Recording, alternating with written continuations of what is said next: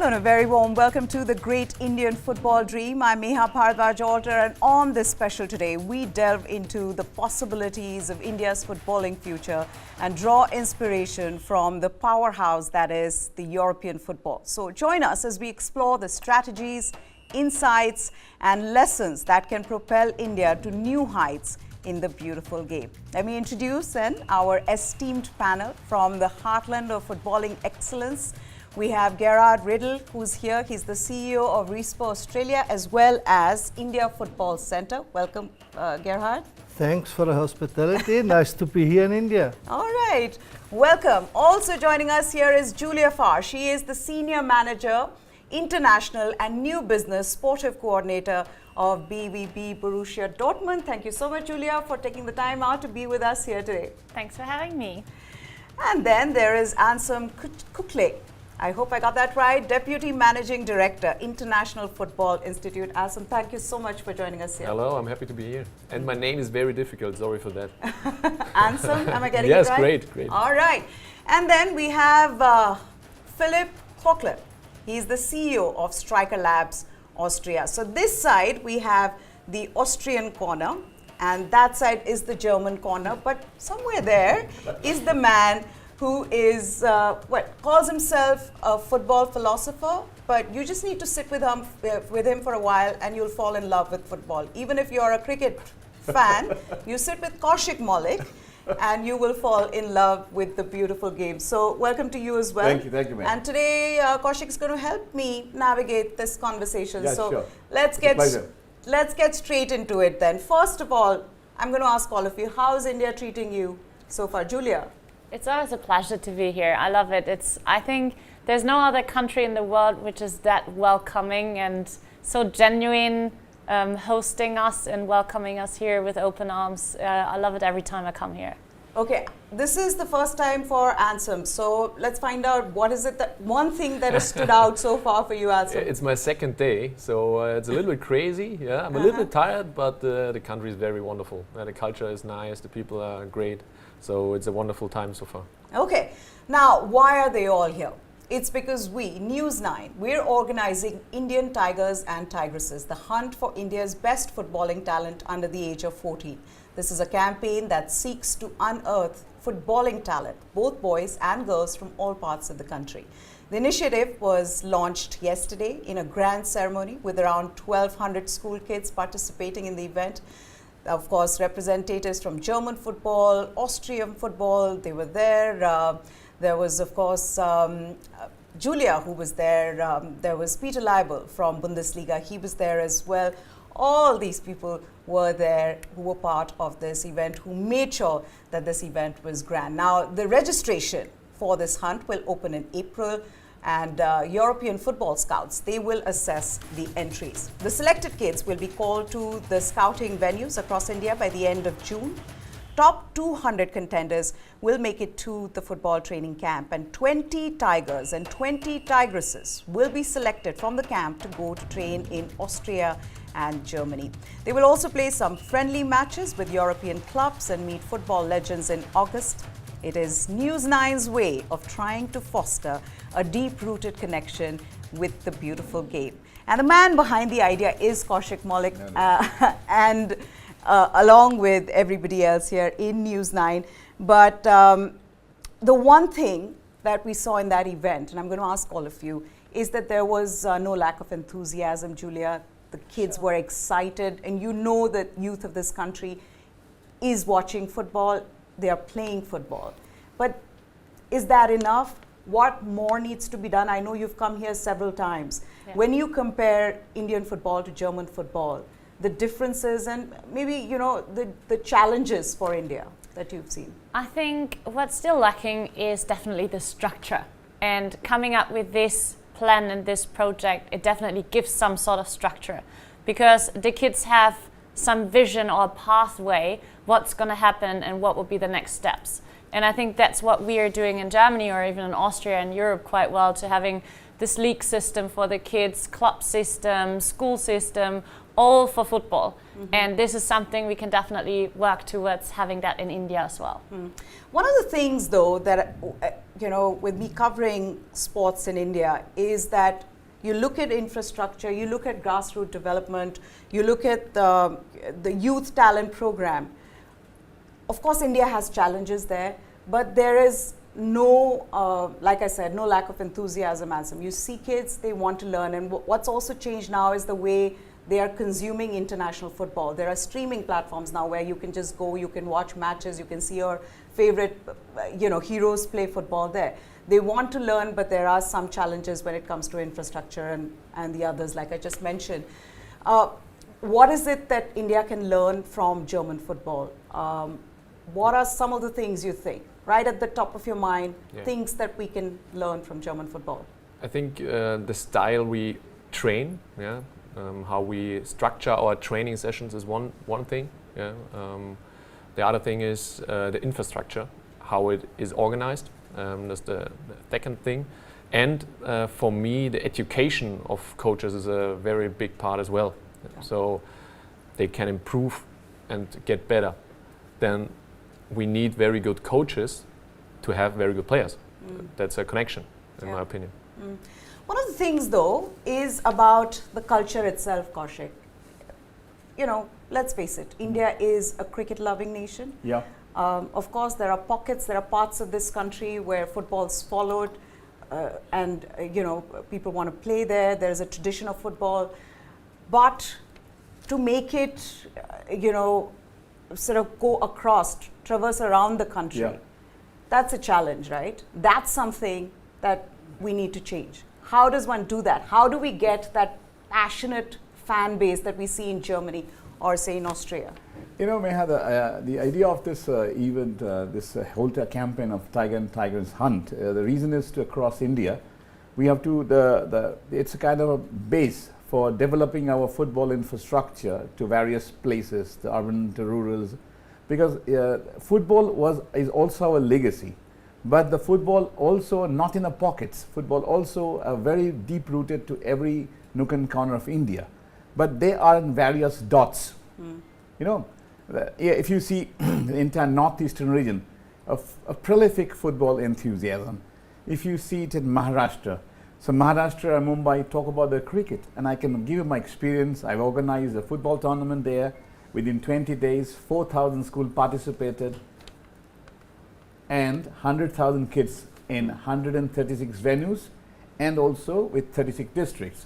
So there was enthusiasm everywhere. I said before, I always said there's a lot of dots there, and this Tiger and Tigers initiative with TV9 News9 Plus, and also we have created India Football Center in Munden in Austria, also supported by BVB, German Football Association, DFL, IFI. Why?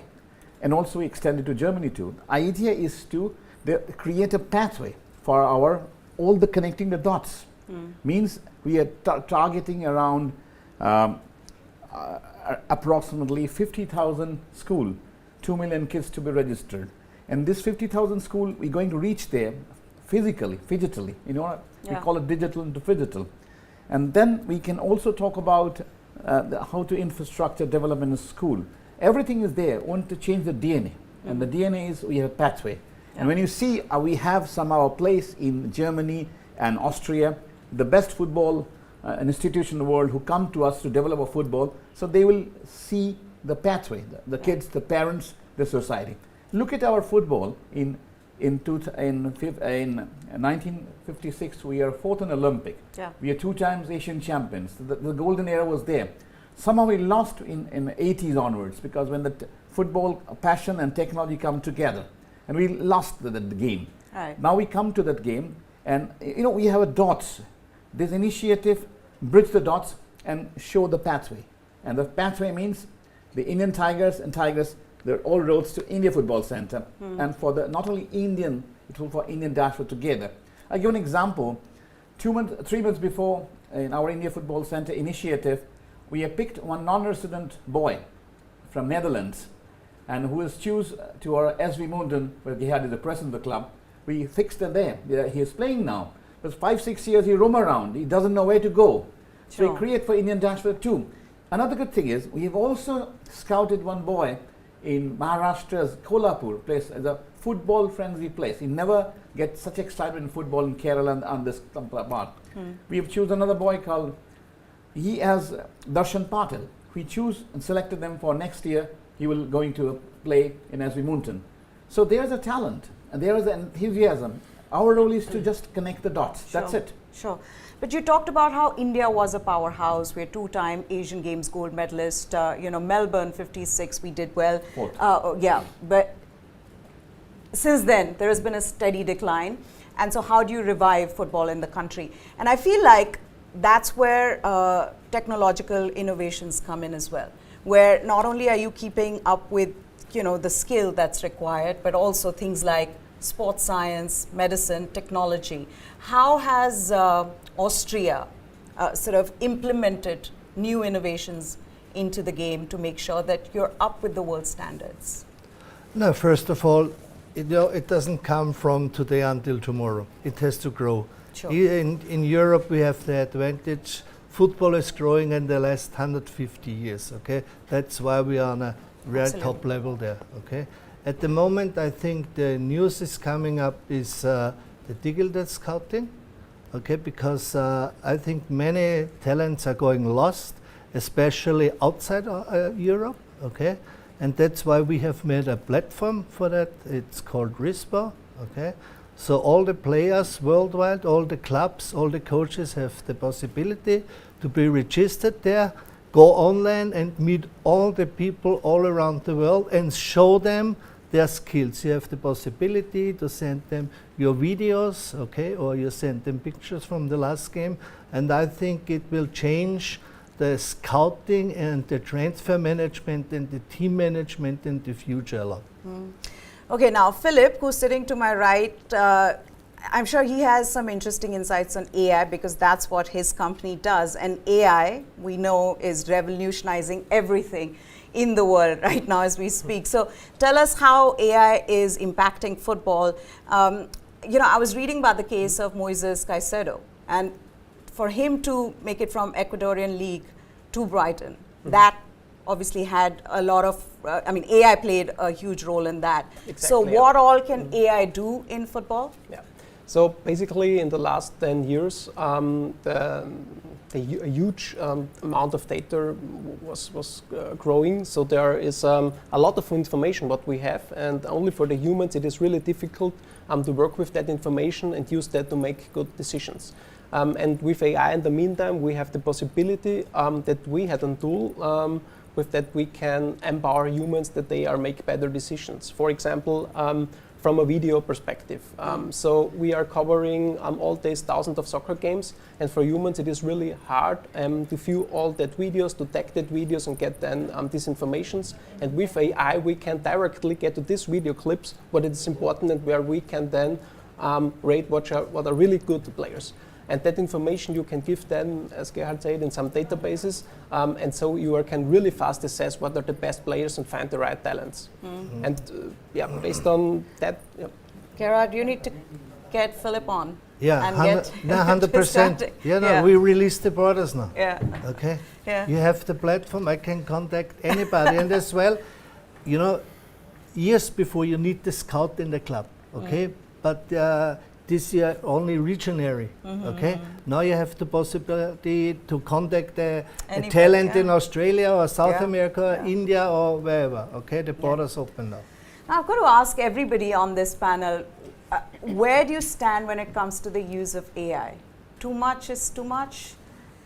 Good old coaching. I know where, I kind of have an idea where Kaushik sits on that one. At the end of the day, it's the manager who's taking a call on what the players are doing on the field. I'm not talking about AI. There's always a debate on man versus machine. No, that's not. I'm not talking about. I'm talking about. I'm talking about the technology versus human being. Yes. We ought to talk about a lot of. I'm not talking AI. There's also technology, but interesting people forget the basics. The AI has created by the human beings, and also AI need the inputs. AI can manage better. Analyze this better. But the people why is your discussion on that? Because you need your videographed. You need a player who play. then you videograph, then data comes in, and then you analyzed. So AI, whatever technology you can come, its next name would be whatever. But the interesting part, the human touch is always required. It helps you to study much better and take your decision a much better way. That's like for example, you have some injury prevention. So now you find out to your database that you are injured in legs or in a new injury, it's a very minor injury. And if you're a good technology, you can understand, so you can protect your player. You can give a good rehab plan to your player. When somebody, to a match analysis, you want to do a match analysis for your opponent, then you have this is very good for study, for analyze the thought. But end of the day, the driving force is here. Is here. Football is here and here too. A lot of things. Can I tell you, the youth around the world might disagree with that because they're so into AI and they think what a computer does, a human mind cannot do. So that debate is not going to end in a really long time. I'm not debating this. This I is just want to answer with the debate. Yes. Why the debate comes in? Whatever the technology is manufactured or... I tell you how that comes in, because they come on their laptops and they say, no, this player should be playing in that position. But the manager says, no, I don't think against this team he should be End of the day, you're center the forward, and that's where it changes. Technology is the best when human interference comes into the picture. It's supplemented each other. But it's amazing the kind of things that clubs are doing, Ansem, now in terms of trying to gain edge over other clubs. I was reading there's an astrophysicist that they've hired, one of the clubs. They're doing brain scans for young players to see whether he or she has the potential to become a champion player. And it's crazy. And well, the ones who are doing it, who are using this technology, say that it's actually very accurate. How far is this going to go, technology in football? That's a very good question, but it's not the end right now. And it changes the requirements of the staff, the requirements of a coach, of a co-coach, analysts, scouts. It changed all the rules and roles. And therefore, we need a very, very good education. They need to know how to use AI, for example, how to use the new software from analysis, for example. So that's the key, education, lifelong learning, and maybe 5 years later we don't sit on chairs, we sit at the AI, I don't know, and learn how to use it. So it changes all the time, and football analysis, for example, is a very good example how the things change. Maybe Philip can say something about that. We have so many technologies. Only in the last 6 months we had so many new technologies, and that shows how the direction is. Like Tactic AI, right? That's the other one. Liverpool's using that. Exactly. So basically, I guess that is a good example that with AI you can reduce the time what you have to sit on the laptop and use this time to speak with the people and bring that information to the pitch. So I mean, there are a lot of things what we can do better with that. But on the end, it is every time the decisions have done by humans. So Okay, now to Julia. The club itself, Borussia Dortmund, has really loyal, very passionate fan base. And I've got to ask you this: when the club is not doing well, how do you engage the fans? How do you, constantly try to get them to like the club, to like the players, to see their, players as the heroes? What is it that the club can do? Because this is what is happening even in ISL. When you see some clubs are not doing well, immediately we don't have that kind of loyalty that you see. Of course, these are older clubs and, they have the culture. But what is it that a club like Borussia Dortmund does to engage the fans? I think our fans are very special. You see the yellow wall, which Dortmund is very known for, with 25 people on a standing stage, which is like the biggest in European or world football. And given the long history of our club, over 100 years, that has been grown together. And in German football, we have this 50+1 rule. That means 51% of the club, the football club itself, are owned by the fans. Means all fans know we have a say. What we want is more important than what any investor or sponsor has to say when it comes and sponsors a club. So the fans know we own the club. And I think this is something very essential in German football, to have this passionate fan base. Fans and football is a cultural good of Germany. And to keep this 50+1 rule definitely helps. It's something we have all over Germany. Dortmund is another special case. We have this very close connection. Our club comes from a region which is more a working class city. So everyone knows whatever we do, we have to work very hard for this. Yeah. It's not a given thing. We are not Bayern Munich in a glorious city. Yeah. Everyone wants to visit. We are in Dortmund. We are rooted. And all the fans are like this. That's why it's so passionate in our club. And we don't really have to do much. It's like, we know we have to work hard as a team. We have to go through bad times and good times. But we know we will always have the fans behind us, no matter what. Well said. That culture of just loving a club, supporting it, we've seen that in Kolkata.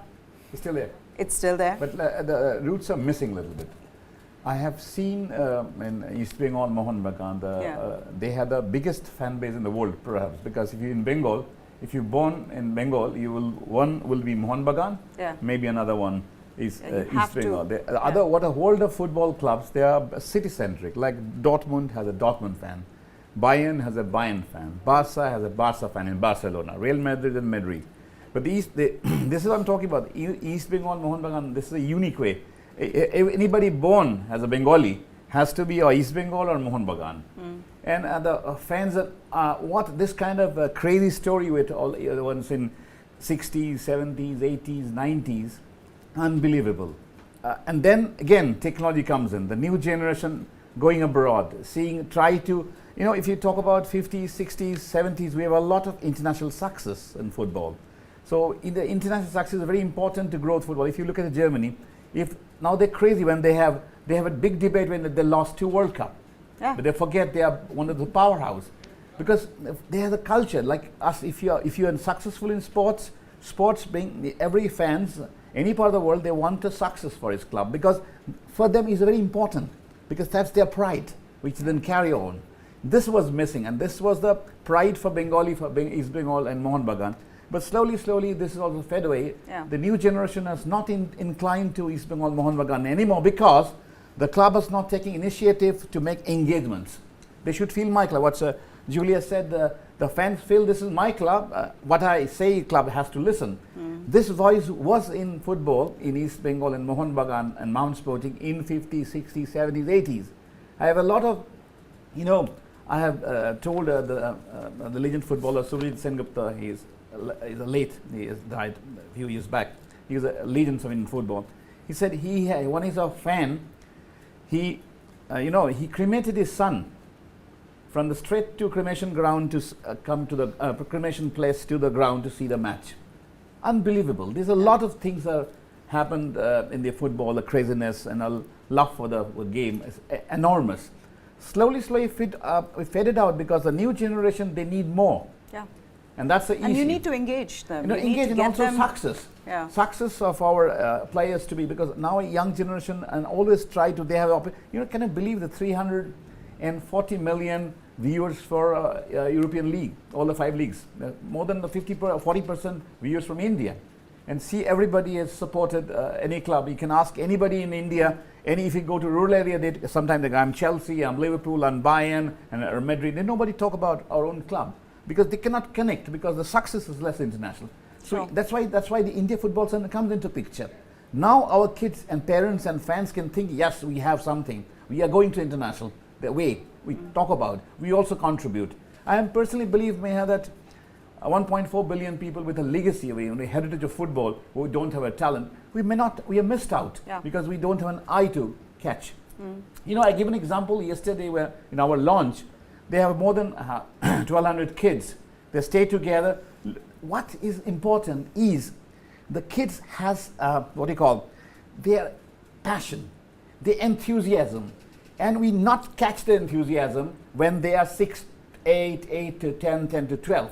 We never bring that translate their enthusiasm to reality. That's the missing point. That missing point we try to gap with our initiative, India Football Center, the Tigers and Tigers Hunt, with partnering Dortmund, IFI. These are dots are missing. We have introduced all our partners with bridge the dots. Yeah. Because technology dots, Cycle Up can take care of. Gerhard, his company, his organization, Resport taking care of digitization to make a deep data. Anybody can, any part of the world Better can scouting, upload. yeah. Scouting. Julia has wonderful idea of women's football and also for developing the club culture, how the fans can engage, how they can be taken care of. I give an example. German football. German football, women's football is engaged Peter Chatterjee to be our ambassador of German football, women's football to promote India. It's a big story, big statement for them that when one Indian actress and celebrity has taken care, they gave an honor to her to get to promote German women's football to India. Sure. And Julia like this, she is also a lot of taking care of Indian women's football to go to Europe. So a lot of things happening. Worlds look at us with more respectful now because we, when we talk about the technology, India is truly a technology. We're in Moon, but we're not to reach World Cup. So we have one goal. Yeah. But the main Yeah, goal is but still there. that distance has to be covered from 121st rank to how do you qualify for the World Cup. Now wait, let's talk about women's football. You've cued me to my favorite I know, that's topic. why. My favorite topic that triggered you. on this show. I don't know, it didn't trigger me, maybe in a nice way. But women's football, and that's a good initiative. I think we also need to talk about how it's not just 20 Tigers, but 20 Tigresses as well, because women's football is growing steadily, which is really great for all of us to just see young girls take to football. Julia, what is it that that we can do? People, stakeholders, be it federations, media, for me as well, federations, academies, coaches. As stakeholders, what can we do to make sure that women's game is promoted just as much? Always emphasize the girls to show them that they can do the same the boys can do. I think I always say it, football is a game for everyone. Yeah. Football unites people, no matter where you are coming from, if you're a girl, if you're a boy, if you're old, if you're young, you can always be part of this wonderful game. And to emphasize especially girls and tell them, hey, go out there, play football. Yeah. Don't bother if somebody tells you, hey, you are a girl, you shouldn't play. You can do it. Everyone can do it. And I think me being here shows also, hey, we can do it. And yeah, I think that's what everyone can do. Just emphasize them and also give them the platform, what we are doing with this project now, to emphasizing tigresses as well, giving them the platform to show themselves and express themselves as well and show what their talent and that they are there as well. Absolutely. Empower the women as well when it comes to the beautiful game. My son goes to an academy here, a football academy, and my heart always just sort of fills up with so much joy when I see girls playing amongst the boys. There are, of course, the numbers are less, but yet there are young girls coming out to these academies to play football. Okay, interesting, engaging conversation, as I was saying. Gerhard, India Football Center, tell us a little bit more about what that is, and if Indians want to go and train at the India Football Center, what can they expect out of it? Okay. Indian Football Center is for basics for the local player as well as the non-Indian residents all over the world. Okay. And we are very glad that we have, in the meantime, we have prepared in the next 6 months some training camps in Europe, especially in Austria and in Germany.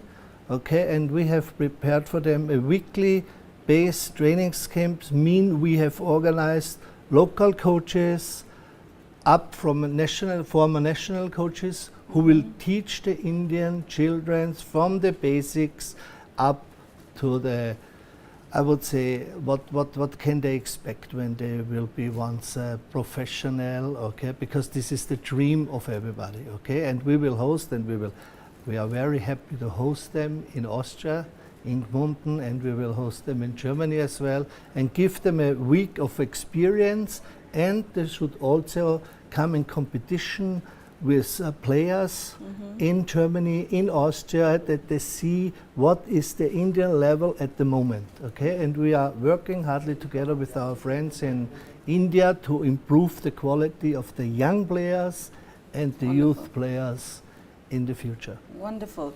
So India Football Center, if you want to go there and train with the best coaches as well as get the exposure, then that's the place to go. Gerard can give us more information. If you're interested, in the comment section below, you can tell us what you want.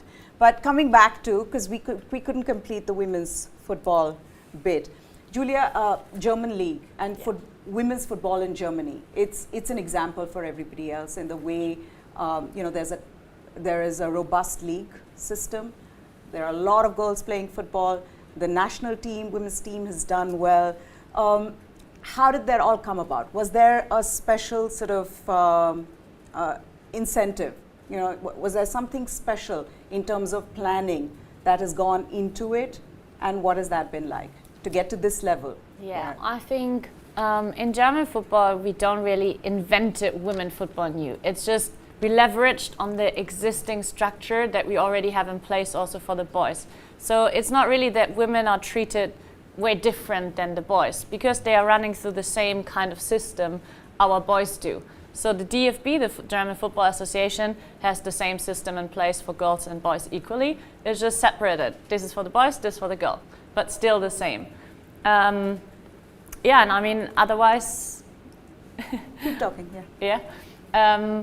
Otherwise, what we do in Germany a lot is emphasizing girls that are really talented to play as long as possible with boys, if they feel comfortable. There are always girls that don't feel comfortable. Then you have to obviously also look into them and give them a pathway.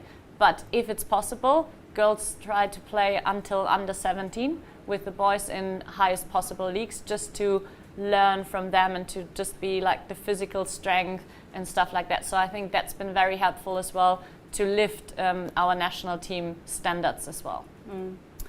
Should we now talk about the Euros between Germany and Austria? Who has a better chance? Germany, Just of to course. just to sort of shake things up a bit, Kaushik. Sure, of So course. this is our German corner and this is the Austrian corner. I'm interested what Kaushik says about that. This will be Yeah, interesting. where do you stand, Kaushik? I'm in between. Oh, My heart is German, my brain is Austria. That's Simple way. just very diplomatic answer. You choose one. Who's going to perform better?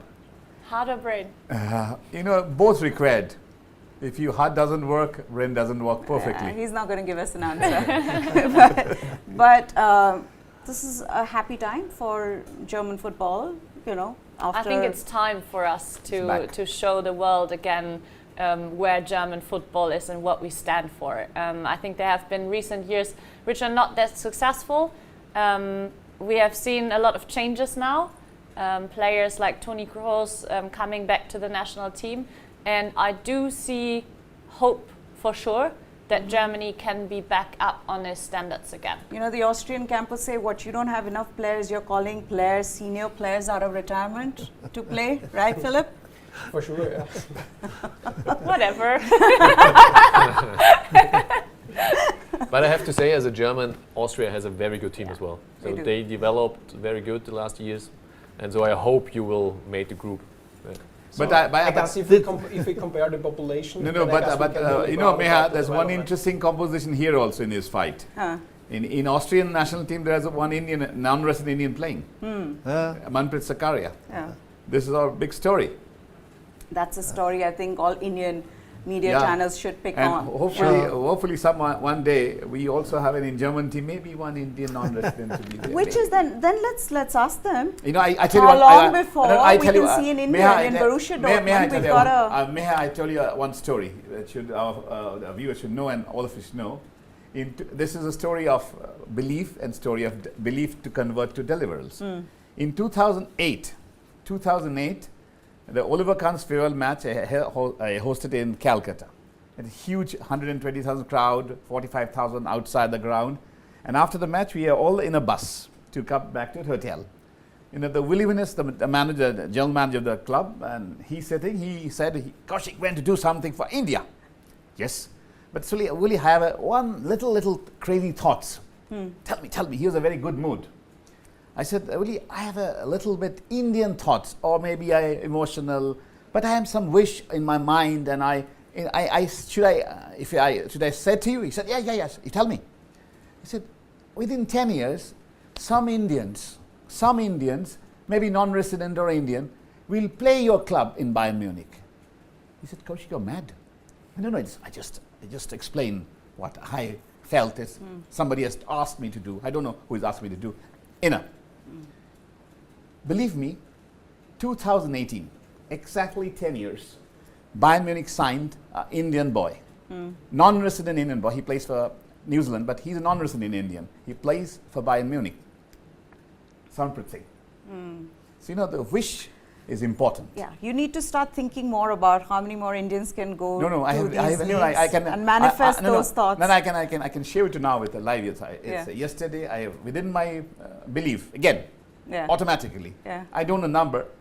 It's say within my conscious mind to unconscious mind. Hey, within 5 years, some of the kids will be in Bundesliga. I don't know, but it's within. I explain now. Yeah, but seriously, do you feel, Julia and Anselm, that when you're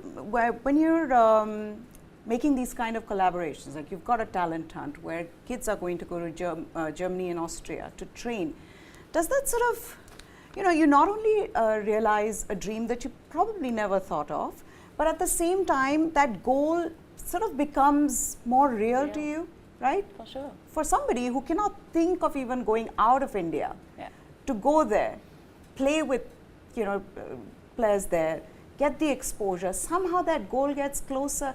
Will that sort of change? You feel that being the vision for something like this? Definitely. I think for the kids it's like a once in a lifetime opportunity to go out there and see what's the standard like, how is it done in Germany, how is it done in a professional club like Dortmund, even though they will not be the next Bundesliga player, but they will go back to their country and will have something to share and something to last for themselves forever, which would be some sort of a learning process for them as a person. Yeah. And we talk about Bundesliga. Obviously, it's a big dream to find that Indian player playing for Bundesliga, but there are also other leagues out here where they can start first as a platform, like the Japanese league, the Korean league, Thai league. They're doing well as well. Yeah. So, and I think Indian Super League, they can also develop and can become a league which gives young aspiring players a platform to perform on a high level, to then take the next step and go out and play in Europe. Do you have to be a German national to play in the Bundesliga? No. So it's just anybody from anywhere? There's a stipulation still, need to be non-European for that. But yes, it's open up. But Julia. It's more an age question. Yes, correct. So underage cannot sign in a plus, European 18 plus. club. Yeah. But Julia, I have a belief. In 5 years, somebody. Sounds good. Deal. Let's think big. Maybe a vicious, but you need to. Can I tell you, I would really want a girl to be in one of, That was the our clubs. first low-hanging fruits. Yeah. That we're discussing, that we're discovering. Yeah. Like that's I mean, why it's an interesting proposition. Because Julia has also Dortmund has she can share about it. There's a Singaporean girl playing very well, and Singapore and India is not a big difference in a girls' football too. So there is always possibility. Important thing. That's why we create the dots together. We have a dots in our country. We have also dots in our supporters. We bring all the dots together. That's our role to this entire initiative of Indian Tigers Hunt. It's not a hunt means it begins to close down or bridge up the dots. Absolutely. Now, Philip's been sitting for a while. Let's also get AI involvement back again. The thing that interests me about AI, of course, player analytics and all of that aside, is injury management. It's crazy how those vast amounts of data can sort of predict almost to 99% when a player will get injured, how serious will that injury be.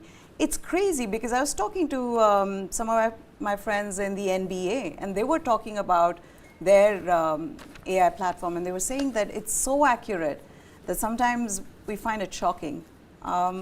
Can you tell us a little bit more about that? For sure, yeah. We are Striker Labs. That was our first part where we start. That we say, okay, one club has only a few data. For example, you had some injuries that happens once a year. And with one injury, with AI, you can give that not enough input that they can generate accurate predictions. But if you bring all together that there are more clubs in the database, and we in Striker Labs, we had in the meantime thousands of injuries there, then it is possible that you can calculate good models, that you had good and high accurate predictions. And then all will profit from them, because everyone would like to have that we have less injured players. Yeah. And that's one of the important things, or one of the biggest advantages from AI, when you are able to bring the databases together. Yeah. I don't know why they're not doing it in cricket. Every big tournament and your top cricket players get injured, and then they miss out. But Kaushik's not going to talk about cricket. No, of course, because my first love was cricket. Yeah. Okay. Yeah. So I also love cricket, but I somehow have a very conservative on cricket. Huh. I was always a little purist cricket. I love the test cricket, and that's a really good cricket. Yeah. And that I still believe it. I want to know what's their reaction to test cricket, playing for 5 days and ending in a draw. No, that's a different story. But if you know, if you are the basic, if you are playing a golf, and then the next morning you can come and say, I want to play a golf in a room. You can. You have a hole in your stick to kick the ball. It's not a golf. Yeah. I'm not against test cricket. I'm just saying that most of the times it's so difficult to explain test cricket to non-test cricket playing countries, because you say that you play for 5 days and very often the test match ends in a draw. But we still have so much fun watching it. So maybe next time when our panelists are here and they are going to come back, maybe we need to take them for a game. For sure. Cricket. I have a very fun. And Germany also has a cricket team. Okay, Germany of course has a cricket team. And Netherlands also has a cricket team. They played World Cup also. Yes, so cricket making its inroads into Europe, but we're completely out of time. So I'm going to wrap this up. Ansem, Julia, Kaushik, Gerhard, Philip, it's such a pleasure to have you all here. And hopefully what we've started in News9, it may be a small step, but an important step in changing how football is seen in India, giving opportunities to young players to really come out there and experience what it's like to play in footballing powerhouse, right, like Germany or Austria, just to get that exposure. We need it because we want everybody to fall back in love with football again in this country. That's it. Thank you, ma'am. That's it from our guest. Thank you so much for joining us. Thank you. That's it then. Hope you enjoyed this presentation. We loved bringing it to you. For now, bye-bye.